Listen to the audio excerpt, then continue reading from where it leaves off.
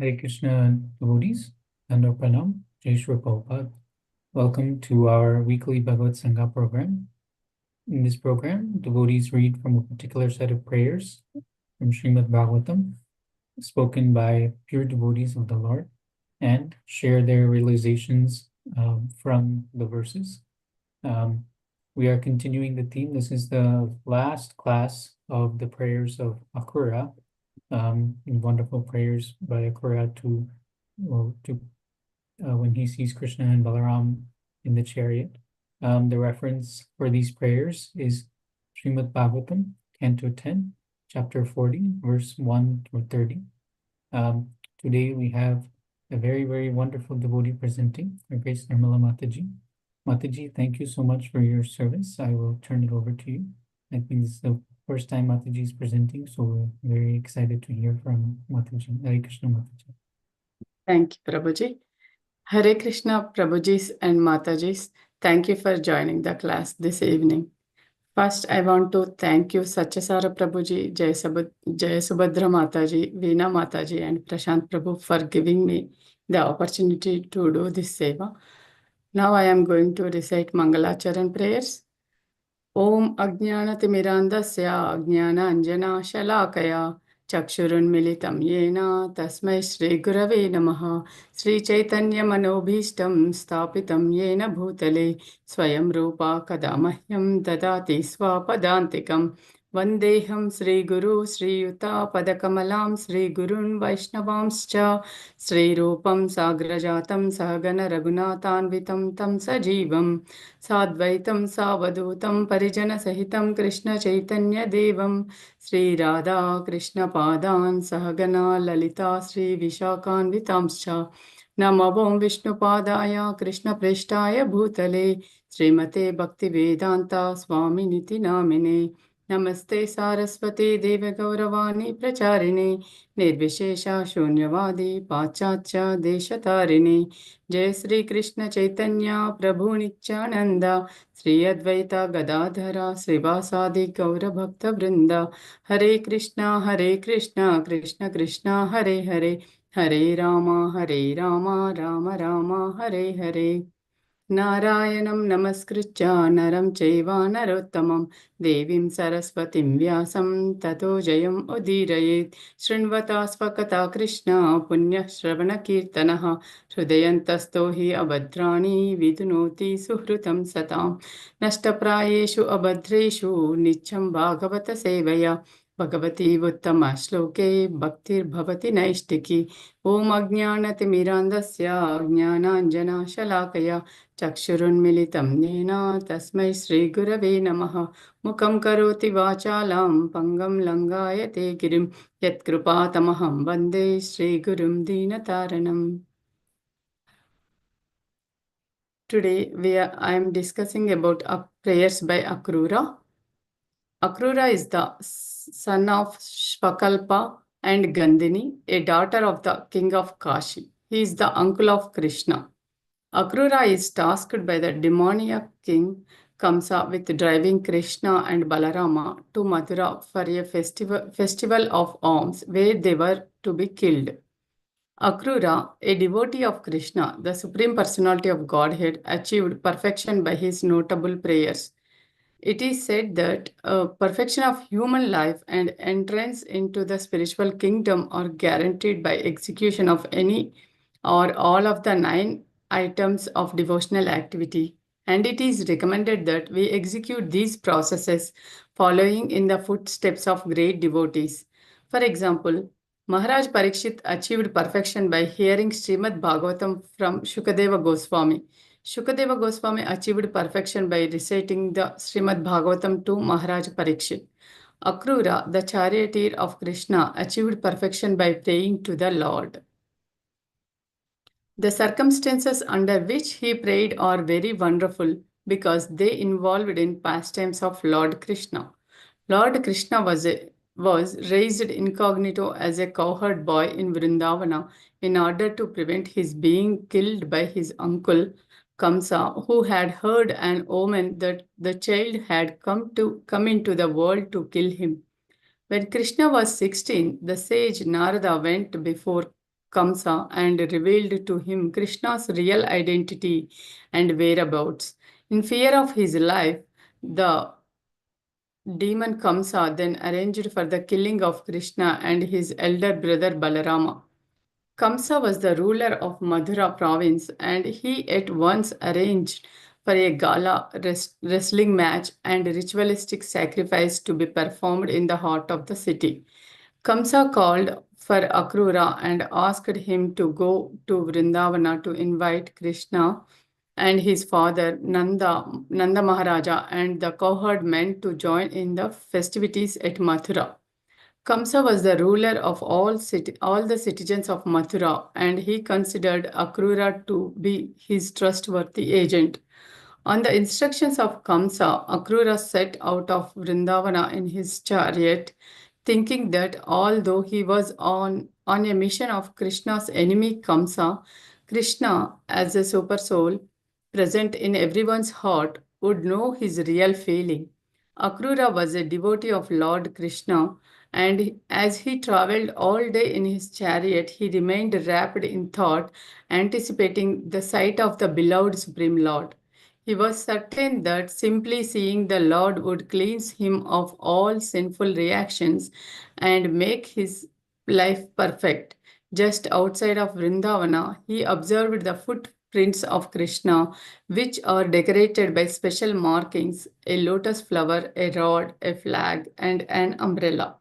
Akrura lost all mental equilibrium at the sight of the actual footprints of Sri Krishna, and he jumped out of his chariot and fell onto the ground, shedding tears and crying, "How wonderful it is! How wonderful it is!" touching his head onto the footprints of the Supreme Lord. When gopis learned that Akrura had come to take Krishna away to Mathura, Krishna's most intimate devotees, the gopis, cowherd girls of Vrindavana, were put into the madness of grief at the idea of separation from their beloved. They cried out against the cruelty of Providence and also expressed displeasure with Akrura. "You are cruel, although your name is not cruel." Akrura means not cruel. Krishna and his brother Balarama, as well as his father and mother Nanda and Yashoda, and many of the cowherd men accepted the invitation to attend a wrestling match in Mathura, and thus they prepared to go, bringing offerings of butter and milk products. Akrura took Krishna and Balarama in his chariot, and despite the gopis blocking his way in a desperate attempt to keep Krishna from leaving, set out on the journey to Mathura bearing his two glorious passengers. Krishna and Balarama asked Akrura to stop the chariot after some time so that they might bathe in the river Yamuna. When they had finished their bathing, Akrura requested that he might bathe also. While Rama and Krishna waited on the chariot, Akrura entered the water of the river. To his surprise, however, he saw the two brothers, Krishna and Balarama, within the water of the Yamuna. He was certainly confused, since he had just left them sitting in the chariot. Akrura at once emerged, returned to the chariot, and indeed saw two brothers seated as before. He was then doubtful as to what he had seen in the water, and he turned to the river. This time he saw Krishna in the water in his expansion form of Garbhodakshai Vishnu, the source of the universe, and he saw Balarama as the white Ananta or snake incarnation, which is always present with Vishnu, serving as his hood or couch while the Lord is resting on the causal water. It is described that Akrura saw the four-handed Supreme Personality of Godhead smiling very beautifully with his beautiful face. He was very pleasing to all and was looking toward everyone. Surrounding his lordship were his intimate associates like the four Kumaras, demigods like Shiva and Brahma, and devotees like Narada and Prahlada, all offering prayers to the Lord. Seeing the situation of the personality of Godhead, Akrura was overwhelmed with great devotion and he experienced a transcendental shivering in his body. Maintaining his pure consciousness, however, he bowed his head before the Lord and with folded hands and faltering voice began to compose his prayers. My dear Lord, I pray my respectful obeisances unto you because you are the supreme cause of all causes and the original inexhaustible personality Narayana. Akrura first acknowledged Krishna to be the source of all sources. Certainly, this must be a quality of God. Scrutinize any object in the material or spiritual worlds and trace out its origin or source. Ultimately, all things go back to one absolute source or God. As the controller, he controls all other sources. All sources emanate from him, and he himself needs to source other than himself. That the Supreme Personality of Godhead is the source of all sources, although inconceivable, can be accepted on strength of higher authorities. Just as if one wants to know who one's father is, that only authority for that information is his mother. The authority for transcendental knowledge is the Veda scripture. Transcendental knowledge originates from the personality of the Absolute Truth and descends through his pure devotees. Akrura prays, you are the original inexhaustible personality. God is a person. One cannot pray to imperson, and void cannot respond to one's prayers because they are under the influence of the stringent laws of material energy. The impersonalists find this sublime faith in the Supreme Person to be very distasteful. The impersonalist philosophers think in a material way about the personality of Godhead, Narayana or Krishna, and they conclude that he cannot be the absolute truth. They understand the last word in the absolute truth to be in the impersonal eternal spirit Brahman. They understand the absolute truth to be distributed everywhere as impersonal. To them, personal identity means materialism, falseness, and illusion. They wish to merge with the Brahman. But according to the Bhagavad Gita, the Brahman is but the effulgence of the Supreme Person, and Krishna the basis of the impersonal Brahman, which is the immortal and imperishable, eternal, the constitutional position of ultimate happiness. That the absolute truth is a person affirmed throughout the Vedic literature. Never was there a time when Krishna did not exist, nor you, nor all these kings, nor in the future shall any of us cease to be. Bhagavad Gita 14.27. O my Lord, O primeval philosopher, maintainer of the universe, O regulating principle, destination of the pure devotees, well-wisher of the progenitors of mankind, please remove the effulgence of your transcendental rays so that I can see your form of bliss. You are the eternal supreme personality of Godhead, like unto the sun, as am I. Sri Ishopanishad, Mantra 16. He is the chief person, infallible, and his body is non-different from his soul. He is a person unlike ourselves who are but parts and parcels of the whole. Because the absolute truth has to be inexhaustible, the impersonalists with their material way of thinking cannot accept that he can be a person. But although every person in the material world is mortal and subject to the defects of illusion, cheating, and limited knowledge, Krishna is a perfect person possessed of inexhaustible potencies. That is the verdict of all Vedic literatures and the direction of all scriptures. He did not exhaust himself by creation of the material cosmos. Although he has distributed himself everywhere, his personality has not become lost. That distribution of himself is not a very difficult job for God. Even the sun, a material object, has been distributing unlimited energy of countless years, and it has not become diminished in heat or bereft of its individuality. If we take a piece of paper and rip it into tiny pieces, we may say that the identity of the whole paper is lost. But in the realm of absolute, Krishna is distributed and yet remains aloof from that distribution. Although non different from the creation which he is, his energy,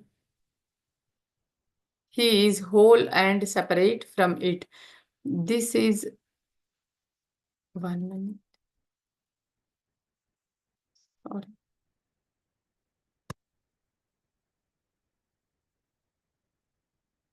Although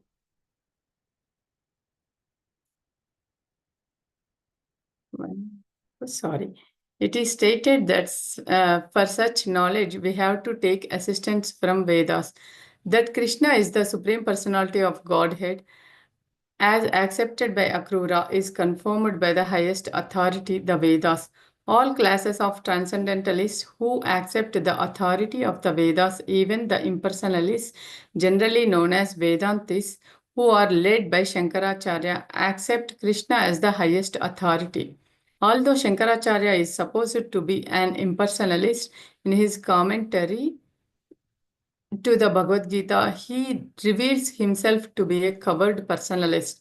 He writes as follows: Krishna, Narayana, the Supreme Personality of Godhead, is beyond this cosmic manifestation. This is what Akrura also prays as he beholds the transcendental form of Sri Vishnu reclining on the snake couch of Sesha Ananta on the causal ocean. Mm. Akrura beholds the spiritual form of the absolute truth. Very beautiful in bodily features and surrounded by hosts of devotees and demigods, Krishna or God is the chief person, the source of all persons, and yet he is not like one of the Jiva souls who are under the influence of the limiting material energy. He is not covered up, his spirit is not engaged in a body of matter which grows old and is subject to disease and death. There is no difference between his inside and his outside. And Akrura prays, except for you, everyone is being carried away by the waves of material nature. The material nature is so powerful that even the demigods like Brahma or in illusion and do not have knowledge of the spiritual sky and of the nature of the spiritual personality of Godhead. But by the mercy of the Supreme, if anyone in any species of life surrenders to him sincerely, he is freed from the deluding energy, Maya, and from the stringent laws of nature, and he can be brought up to the spiritual level. This was the special benediction of Lord Chaitanya for the especially fallen souls of the present age. Simply by chanting Hare Krishna, Krishna Krishna, Hare Hare, Hare Rama, Rama Rama, Hare Hare, the unfortunate souls of Kali Yuga can cross over millions of births of wandering and attain a spiritual status beyond the material modes. This is achieved simply by switching their dependence from dependence on matter and the energy of illusion to dependence on Krishna and the spiritual energy. And this is done by the guidance of the expert pure devotee or spiritual master. Following the spiritual master and transferring from dependence on illusion to dependence on Krishna is the practical experience of Krishna consciousness. Akrura prays that the Lord is the universal form. My dear Lord, the fire is your mouth, the earth is your feet, the sun is your eye, the sky is your navel, the directions are your ears, space is your head, the demigods are your arms, the oceans and seas are your abdomen, and the winds and air are your strength and vitality. All the plants and herbs are the hair on your body, the clouds are the hair on your head, the mountains are your bones and nails, and the days and night or the twinkling of your eyelids. Akrura also prayed his obeisances to all the different incarnations, such as the fish incarnation, Lord Rama, Lord Narasimhadeva, Lord Vamanadeva, Lord Buddha, and Lord Kalki. Finally, Akrura admits that he himself is helplessly in illusion regarding spiritual knowledge. My dear Lord, I am also no different from these conditioned souls. I am falsely thinking myself happy by possessing my home, wife, children, property, and effects. In this way, I am acting as if in a dreamland because none of these are permanent. I am a fool to be always absorbed in such thoughts, accepting them as permanent and true. My dear Lord, on account of my false identification, I have accepted this non permanent material body, which is a source of all kinds of miserable conditions. Being bewildered by such a false concept of life, I am always absorbed in thoughts of duality, and I have forgotten you, who are the reservoir of all transcendental pleasure. I am bereft of your transcendental association, just like a foolish creature who leaves a lush oasis to search for water in desert. The conditioned souls want to quench their thirst, but they do not know where to find water. They give up a spot where there is actually a reservoir of water and run into the desert where there is no water. My dear Lord, I am completely incapable of controlling my mind, which is now driven by unbridled senses, attracted by the fruitive activities and their results. My dear Lord, your lotus feet cannot be appreciated by any person in the conditional stage of material existence, but somehow or other I have come near your lotus feet, and I consider this to be your causeless mercy upon me. You can act in any way you please because you are the supreme controller. I can thus understand that it is only by your causeless mercy that when a person becomes eligible to be delivered from the path of repetition of birth and death, he becomes attached to your causeless devotional service. The Srimad Bhagavatam describes that while Akrura was offering his nice prayers to the Supreme Lord, the Lord disappeared from the vision, just as a dramatic actor changes his dress and assumes his original feature. After the disappearance of Vishnu form, Akrura came out of the water and walked back to the chariot where Krishna and Balarama were sitting. Upon seeing them, Akrura was struck with wonder. Krishna then asked him whether he had seen something wonderful in the water or in space, and Akrura said, My dear Lord, all wonderful things that are happening within this world, either in the sky or in the water or on the land, are factually appearing in your universal form. When I have seen you, what wonderful things remain to be seen. There cannot be anything more wonderful than your transcendental form.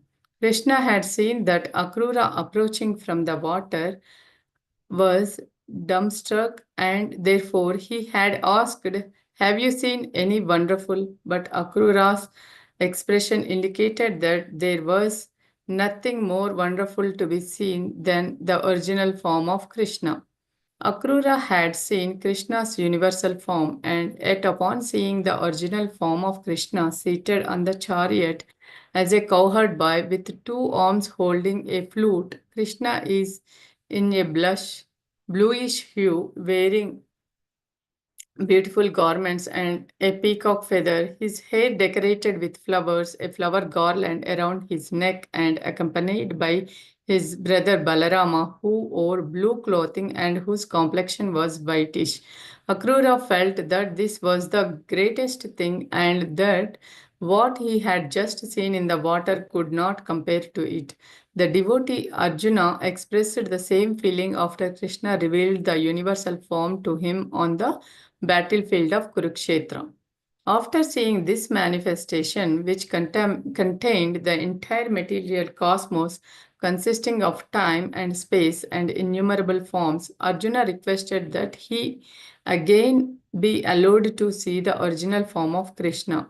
It is stated in the Bhagavad Gita that Krishna, having frightened Arjuna with his universal form, displayed his real four-handed form and at last showed him his two-handed feature, thus encouraging the fearful Arjuna. When Arjuna thus saw Krishna in his original aspect, he said, "Seeing this human-like form so very beautiful, I am now settled in mind and am restored to my original nature." Akrura could see this original form, but others cannot. The ability to see Krishna is proportionate to the service offered to the Lord. In that proportion, he reciprocates. For example, even in our material world, everyone is serving something.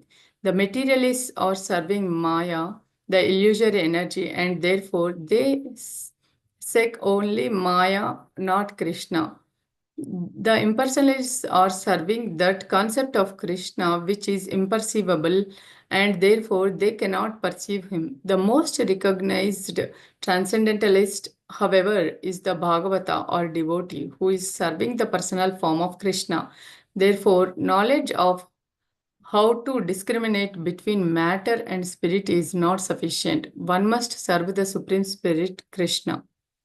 Akrura's prayers began with philosophical glorification of the Supreme Lord as the total origin and cause of everything and the energetic source of all energy, and the prayers end with the fervent personal plea that the Lord allow the individual devotee to become attached to his lotus feet in an attitude of loving service.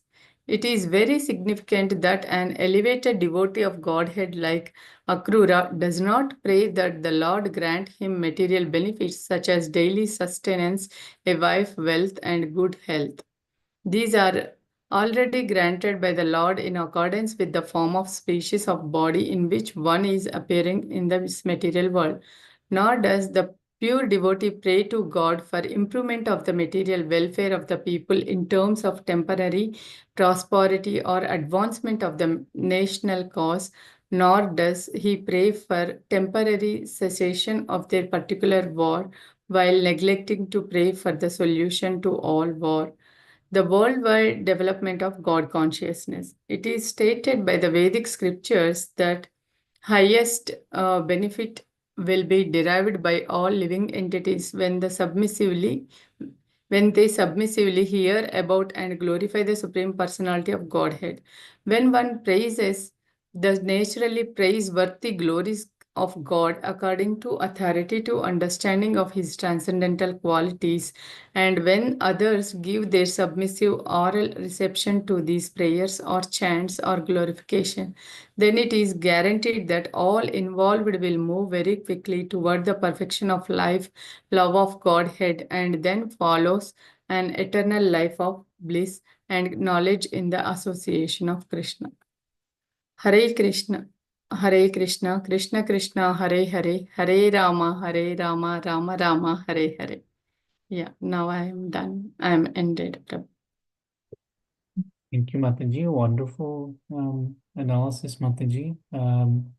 Thank you so much for your service. You cover some points that I took. You first went through the who is Akrura, what his background was, and I really like the point you made, how Akrura felt that Krishna, being the super soul, will know Akrura's true feeling, even though he's coming to take Krishna for Kamsa's request. You spoke about how the gopis felt grief and separation from Krishna.